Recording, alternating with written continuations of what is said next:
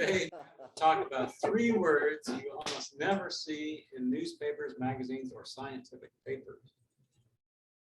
Matt Barkley, colloquialisms. Colloquialisms, Matt Barkley. Thank you, Toastmaster Paul. Colloquial means used in speech. It comes from a Latin verb to converse. Colloquialisms, as Paul said, are words that you don't ordinarily see in any kind of formal writing. They're used in conversation. But as I first started looking at colloquialisms, and some people call them informalisms, I found that the line often gets blurred.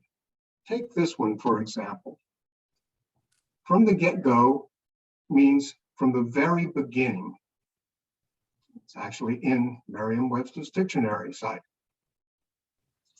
And I thought, sure, no one ever puts that in writing, until I saw it in an article in National Geographic magazine.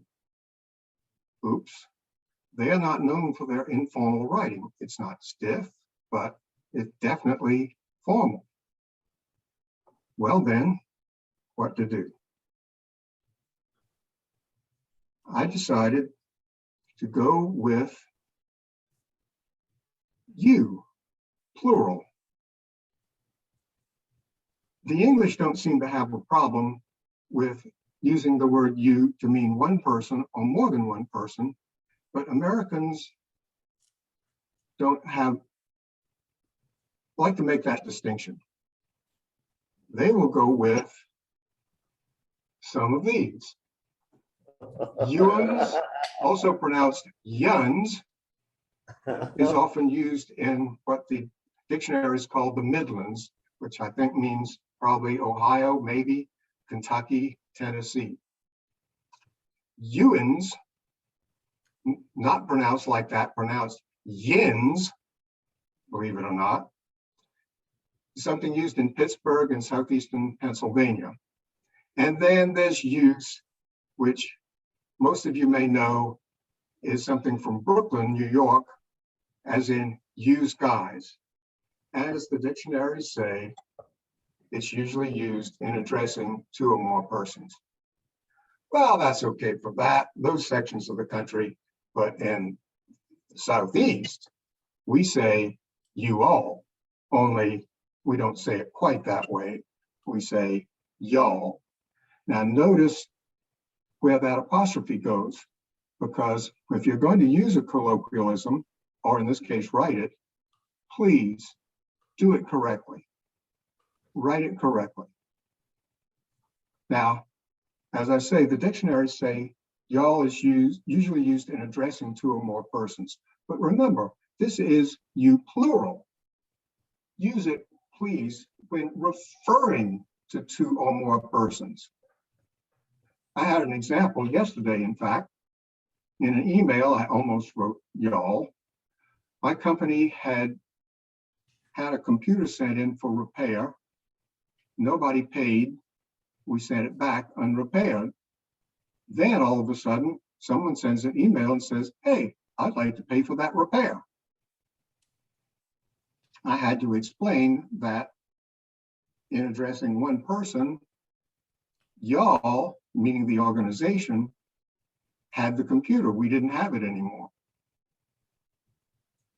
So I might say y'all to one person, but never about one person. Therefore, remember, spell it right, use it right. Now, let's get on to pronounce it right.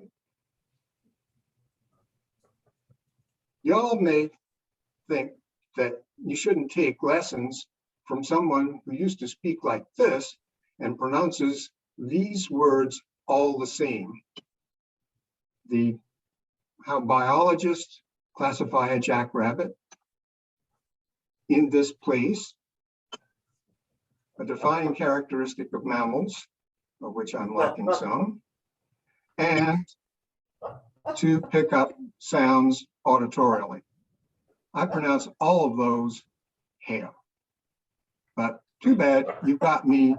So let's go on to whop. You whop somebody either physically or in a game, or possibly even verbally. And specifically, you whop up on them. You don't whip up on them. That would be like putting some Cool Whip on their head or something. You don't whip, you whop. And finally, touched, not touched, touched. Mentally unbalanced. Your elevator doesn't go all the way to the top. You're a few bricks shy of a truckload. You're not typing with a full keyboard. This came up many years ago when I was driving my daughter Rachel to high school. We were listening to the Classical Conundrum on WCPE, and the question was, what did Claude Debussy, the French composer of Clair de Lune, call his daughter as a nickname? Well, poor Rachel, she knew something was coming, and she just couldn't open the passenger side door, close it, open the back door, grab her backpack and flee before I said, Debussy's daughter was named Claire, but she was a little touched in the head, so he called her Clair de Lune.